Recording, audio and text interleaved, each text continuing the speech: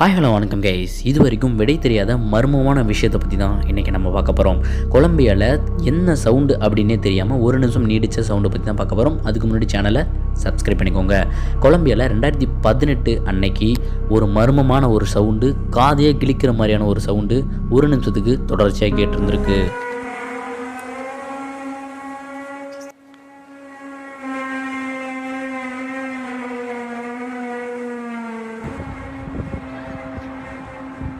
இந்த மர்மமான சத்தம் வந்துட்டு இருக்க நேரத்தில் மக்கள் எல்லாம் வெளியே வந்து வானத்தை பார்க்கும்போது மர்மமான வட்டமாக வானத்தில் தெரிஞ்சிருக்கு.